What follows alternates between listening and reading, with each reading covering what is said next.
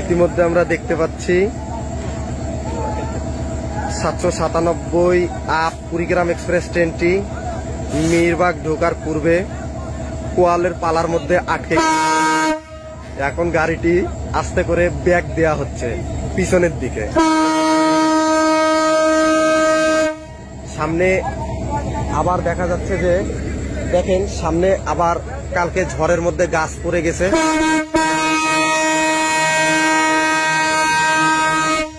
এই যে খুব সুন্দরভাবে গাড়িটি ব্যাক দেয়া হলো, এখন আস্তে আস্তে লাইনটি পরিষ্কার করা হচ্ছে। এগুলো সবকিছু আর কি বাংলাদেশে সম্ভব। বাসের মতো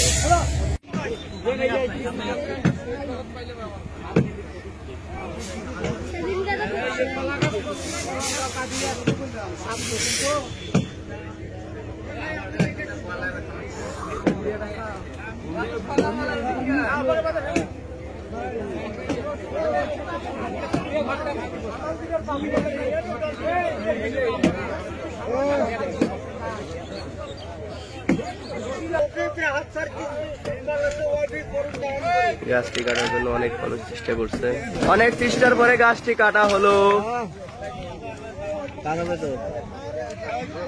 অনেক চেষ্টার পরে গাছটি কাটা হলো।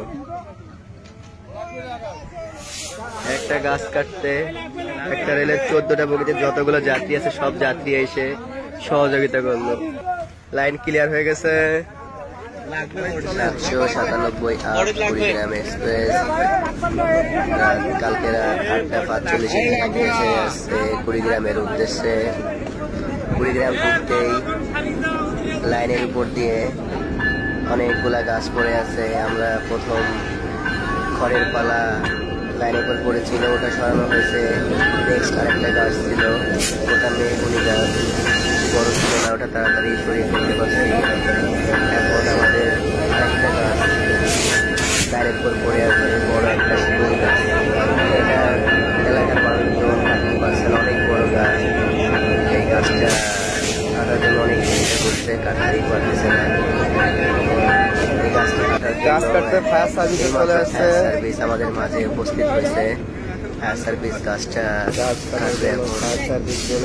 সাংবাদিক ভাইয়েরা ধানক্ষেতের ভিতর দিয়ে অনেক কষ্ট করে জেনারেটরটা নিয়ে আসতেছে, অনেক কষ্ট করে পারতেছে না, মনে হচ্ছে যে এটা অনেক ভার।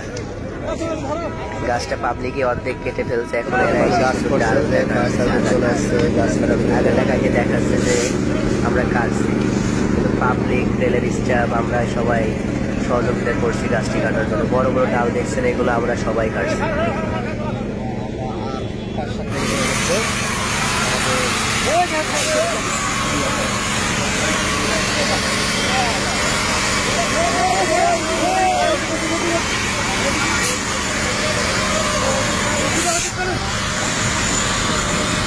গাছটি কাটা শেষ হয়ে গেল, এখন লাইন ক্লিয়ার দিয়ে দেবে। আমরা এখন কুড়িগ্রামের উদ্দেশ্যে রওনা দিব।